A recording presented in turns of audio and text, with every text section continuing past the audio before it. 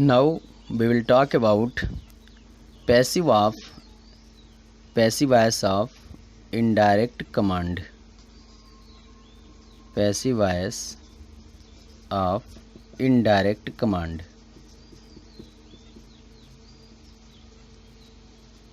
तो let us start.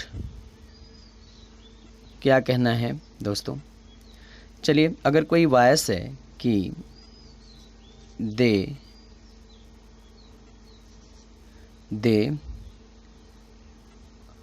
requested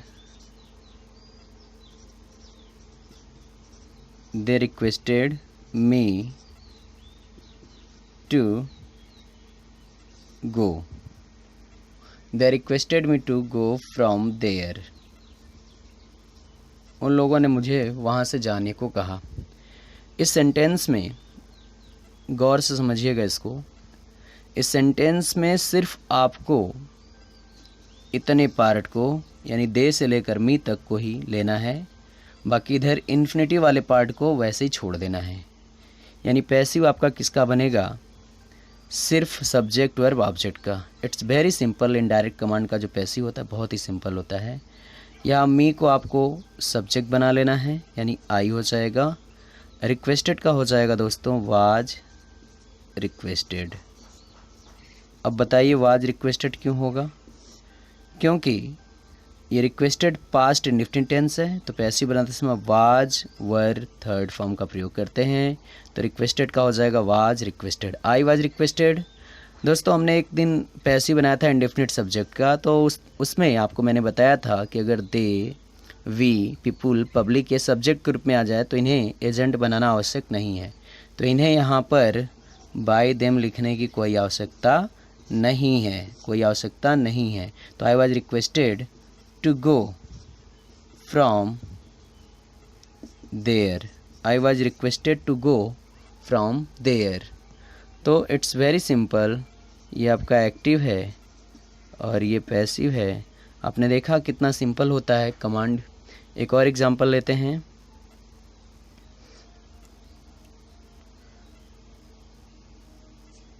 people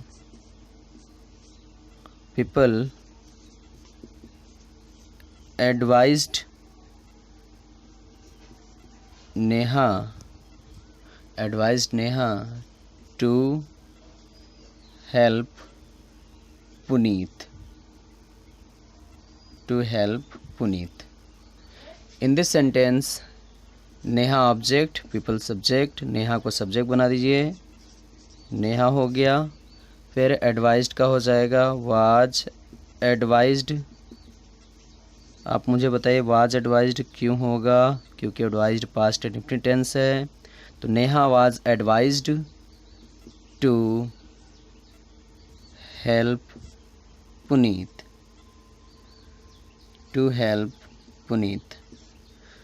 इसमें क्या हुआ है? पीपल को ऑब्जेक्ट नहीं बनाया गया है। पीपल को यहाँ पे बाय पीपल नहीं लिखा गया।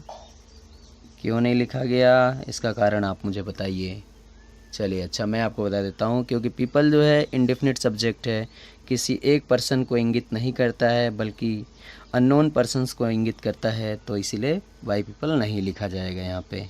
ठीक है, तो ये था वॉइस ऑफ इनडायरेक्ट कमांड। अब आगे चलते हैं। अब हम बात करेंगे पैसिव ऑफ डबल क्लॉजेज की। कितने क्लॉजेज की? Now double clauses. अब आप सोच रहे होंगे ये क्या लेकर आ गए डबल क्लॉजेज। दोस्तों, जब कोई सेंटेंस दैट से जुड़ा होता है या किसी कनेक्टर से जुड़ा होता है, तो कनेक्टर के पहले का पार्ट एक क्लॉज होता है, कनेक्टर का दूसरा पार्ट दूसरा क्लॉज होता है। तो इन्हीं को हम डबल क्लॉजेज कहते हैं। तो आइए देखते हैं एग्जाम्पल सीधे। People say that she is laborious. People say that she is laborious. इस सेंटेंस में दोस्तों दो क्लास है, पहला क्लास है पीपल से, ये पहला है, C1 है class 1, that C is laborious, ये C2 है क्लास 2। तो जिस सेंटेंस में 2 क्लास आते हैं उनका पैसिव थोड़ा आसान थोड़ा कठिन है, क्योंकि इसके 2 नियम होते हैं। पहला नियम तो कहता है कि शुरुआत आप इट इज़ से करेंगे, इट इज़ करिएगा सबसे पहले, फिर आपको ये जो पीपल के बाद वर्ब दिया है इस वर्ब को पैसिव में चेंज कर देना है। इट इज़ सैड, अगर ये पास्ट में होता तो इट वाज सैड हो जाता। इट इज़ सैड, बाकी दूसरे क्लास को ज्यों का त्यों लिख दीजिए, that C is laborious. Laborious का सिनोनिम क्या होता है कमेंट करके ज़रूर बताइएगा। It is said that C is laborious. ये तो बहुत ही सिंपल था। अब इसका एक दूसरा भी तरीका है। उस तरीके में क्या होता है, दैट के बाद जो सब्जेक्ट होता है उसको सबसे पहले लिखते हैं। फिर से सुनिएगा, दैट के बाद जो सब्जेक्ट होता है उसको सबसे पहले लिखते हैं, लिख लिया। फिर दैट के पहले जो क्रिया होती है उसको पैसिव क्रिया में बनाते हैं, यानी सी इज़ सैड हो गया, सी इज़ सैड हो गया।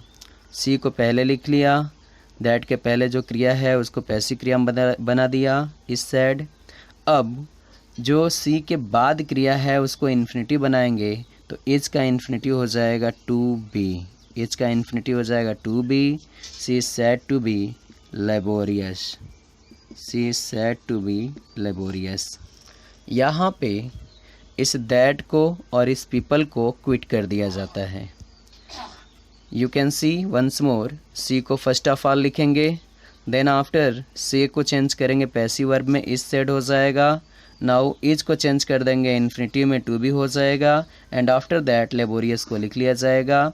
इसमें कनेक्टर को और पहले सब्जेक्ट को क्विट कर दिया जाता है, ओमिट कर दिया जाता है। देखिए अब मैं उसी को आपको स्ट्रक्चर के द्वारा बताता हूँ। स्ट्रक्चर क्या है, सबसे पहले सब्जेक्ट होगा, फिर वर्ब, फिर दैट और सब्जेक्ट, फिर वर्ब, यानी ये दैट क्लास है आपका। ये जो क्लास है ये दैट क्लास है।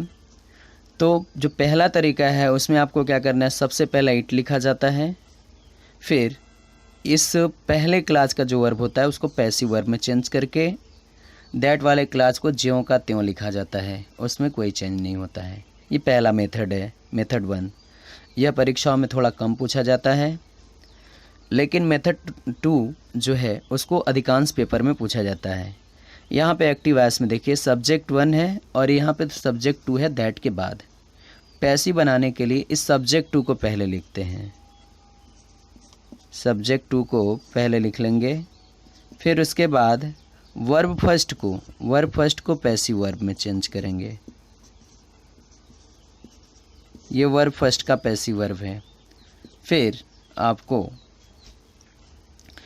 दैट को और सब्जेक्ट 1 को नहीं लिखना है मेथड 2 में। दैट को और सब्जेक्ट 1 को पैसिव में नहीं लिखना है।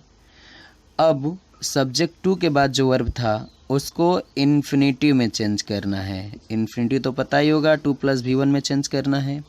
फिर आगे जो रहेगा उसको ज्यों का त्यों लिखना है।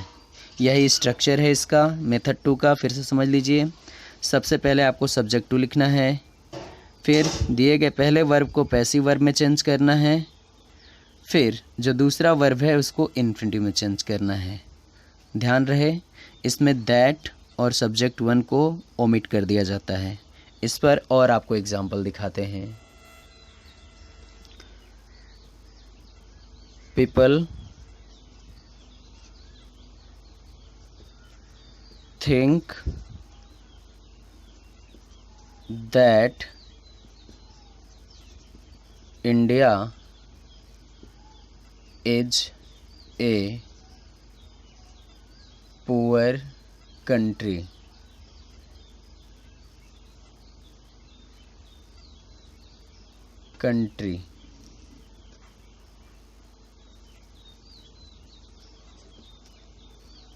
People think that India is a poor country. इस सेंटेंस को अगर पहले नियम से बनाना हो तो इस पार्ट को पैसिव में चेंज करेंगे तो बनेगा it is.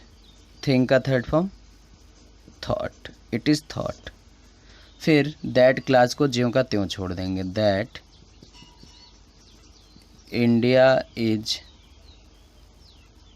A poor country. किंतु ये मेथड 1 जो है थोड़ा कम पूछा जाता है या उतना महत्वपूर्ण नहीं है। जो मेथड 2 है वो ज़्यादा इम्पॉर्टेंट है for the point of view examination के पॉइंट ऑफ व्यू के से ये ज़्यादा इम्पॉर्टेंट है। इसमें क्या करना है आपको, सबसे पहले इंडिया को लिखना है, इंडिया। उसके बाद थिंक का पैसिव क्या होगा, is thought. India is thought, India is thought. अब क्या करना है आपको, इस इज को इन्फिनिटिव में चेंज करना है। तो इज किसकी क्रिया है, बी फॉर्म की, तो इसका इन्फिनिटिव क्या हो जाएगा, to be. Is was am are किसकी क्रिया है, बी फॉर्म की, तो उनका इन्फिनिटिव क्या होता है, टू बी। तो India is thought to be a poor country, a poor country. फिर से समझिए मैंने क्या बताया था, दैट के बाद जो सब्जेक्ट होगा उसे पैसिव का सब्जेक्ट बनाना है। दैट के पहले जो क्रिया होगी उस क्रिया को पैसिव क्रिया में चेंज करना है। फिर सब्जेक्ट 2 के बाद जो वर्ब होगा उसको इन्फिनिटिव में बदलना है। फिर बाकी जो पार्ट है सेकंड क्रिया के बाद उसको ज्यों का त्यों लिखना है। इस प्रोसेस में दैट को और पहले सब्जेक्ट को ओमिट कर दिया जाता है मेथड 2 में। अगर नहीं क्लियर है तो एक और एग्जांपल आपको दिखाते हैं। People imagine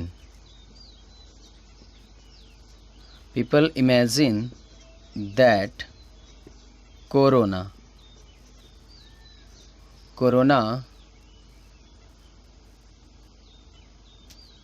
destroys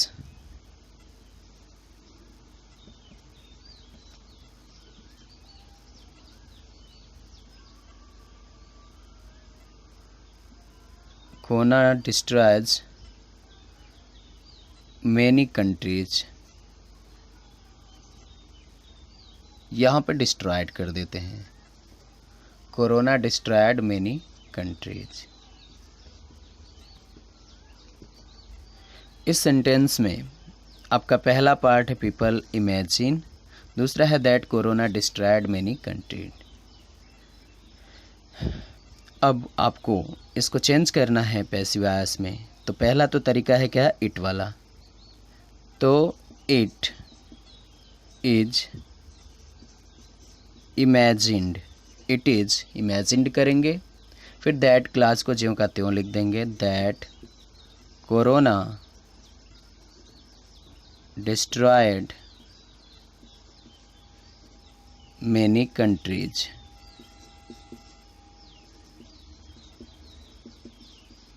corona destroyed many countries, ये तो पहला था। अब मेथड 2 क्या कहता है, मेथड 2 कहता है सबसे पहले आप कोरोना लिख लो, कोरोना। फिर उसके बाद इमेजिन का पैसिव बनाओगे तो क्या होगा, is imagined,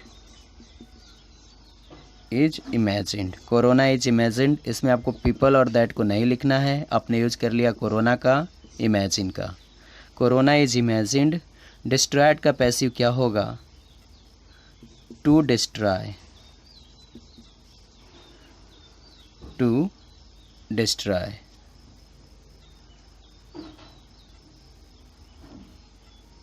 sorry, to destroy नहीं होगा बिकॉज ये पास्ट टेंस है, तो इसका पैसिव होगा to have destroyed, to have destroyed, to have destroyed many countries. अब आपके दिमाग में आ रहा होगा कि ये टू हैव डिस्ट्रॉयड क्यों हो गया। अभी मैं आपको एक्सप्लेन करता हूँ टू हैव डिस्ट्रॉयड क्यों हुआ। देखिए, पहला क्लास प्रेजेंट है, दूसरा क्लास पास्ट है। प्रेजेंट का जो पैसिव हुआ इज इमेजिन्ड हो गया, तो ये तो क्लियर है कि ये प्रेजेंट है। लेकिन अगर यहाँ पे टू डिस्ट्रॉय कर देते तो ये पूरा का पूरा प्रेजेंट लगने लगता। इसीलिए जब भी दूसरा क्लॉज पास्ट हो तो उसको पैसिव बनाते समय, उसका पैसिव इन्फिनिटिव बनाते समय टू हैव प्लस V3 का यूज़ करते हैं। अभी आपको रूल भी बता देता हूँ क्या रूल है। देखिए रूल ये है कि क्लॉज 1 अगर प्रेजेंट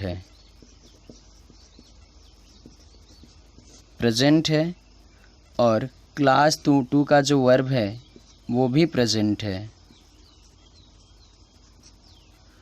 तो इसके वर्ब को जब इन्फिनिटी बनाएंगे तो वो 2V1 होगा। दोनों जब प्रेजेंट होगा तब। ये पहला रूल आप कह सकते हैं इसको। फिर दूसरा रूल कह सकते हैं कि अगर क्लॉज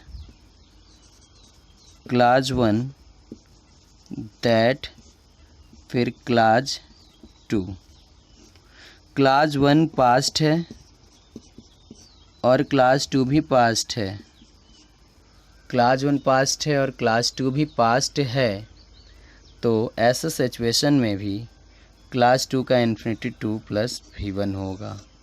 क्लॉज 2 का इन्फिनिटिव 2 प्लस V1 होगा। ध्यान रहे क्लॉज 2 भी पास्ट है, क्लॉज 1 भी पास्ट है। दोनों के पास्ट होने के कारण यहाँ पे इन्फिनिटिव में बदलाव नहीं हुआ है। लेकिन थर्ड सिचुएशन थोड़ा डिफ़िकल्ट है, उसी को मैं अब बताने जा रहा हूँ। There is a sentence in front of you. आपके सामने एक सेंटेंस है, उसको ज़रा गौर से देखिए। क्या है? पीपल कंसीडर, ये पहला क्लॉज है। फिर है दूसरा clause that we were unhappy. पहला क्लॉज प्रेजेंट है एंड सेकंड क्लॉज क्या है? पास्ट है। पहला क्लॉज प्रेजेंट है, दूसरा क्लॉज पास्ट है।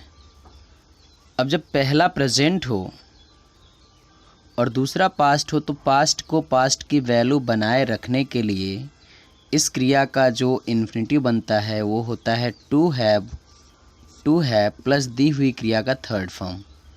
ध्यान रखिएगा, टू हैव प्लस दी हुई क्रिया का थर्ड फॉर्म। पैसिव बनाते समय ऐसा करते हैं और ये केवल मेथड 2 में होता है। ऐसा केवल M2 में होता है, मेथड 2 में। इसका पैसिव बनाएंगे तो क्या करेंगे? मैंने कहा था सेकंड सब्जेक्ट को सबसे पहले लिखते हैं वी। सेकंड सब्जेक्ट को सबसे पहले लिख लिया वी। कंसीडर का पैसिव हो जाएगा are considered, we are considered. अब देखिए ये तो प्रेजेंट लगने लगा पूरा का पूरा, लेकिन इधर पास्ट है, तो वी आर कंसीडर्ड। अब क्या क्या छोड़ देते हैं? पीपल और दैट को छोड़ देते हैं। आपने यूज कर लिया वी का, कंसीडर का, इन दोनों को छोड़ देंगे। अब आगे आते हैं वर का। क्या करना है आपको? दी गई क्रिया का थर्ड फॉर्म लिखना है, यानी वर का थर्ड फॉर्म क्या होगा? बीन। और उससे भी पहले आपको लगाना है टू हैव अपने से, to have been. People were considered to have been. आगे जो दिया है वो लिख लेंगे अनहैप्पी।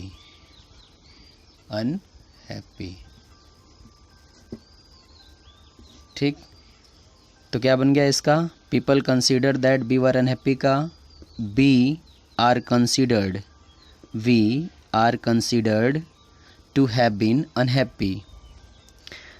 बिकॉज पहला क्लॉज प्रेजेंट है, दूसरा क्लॉज पास्ट है। जब दूसरा क्लॉज पास्ट हो तो दूसरे क्लॉज की क्रिया को इन्फिनिटिव बनाते समय टू हैव प्लस V3 में चेंज किया जाता है। टू हैव प्लस V3 में चेंज किया जाता है।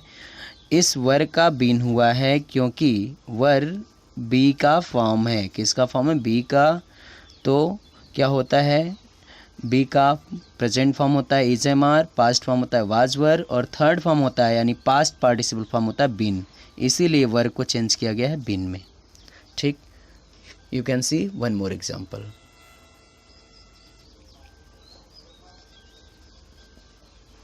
people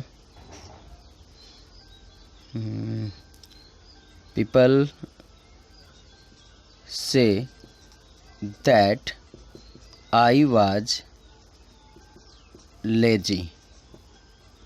इस सेंटेंस में गौर करिएगा, I was lazy पास्ट है और say that प्रेजेंट है। तो इसका अगर दूसरे मेथड से बनाते हैं तो मैंने कहा था सबसे पहले दूसरे सब्जेक्ट को लिखा जाता है, तो आई हो जाएगा। से का पैसिव क्या होगा? M said. एम सेड क्यों हुआ? क्योंकि ये प्रेजेंट इंडेफिनिट है इसीलिए इसका एम सेड हो गया। आई एम सेड, फिर दैट को और पीपल को छोड़ दिया जाता है। वाज का पैसिव क्या होगा? टू हैव, और वाज का हो जाएगा been. To have been lazy. I am said to have been lazy. Thank you. Please like, share and subscribe my channel SSV English Crew. Thanks to all of you.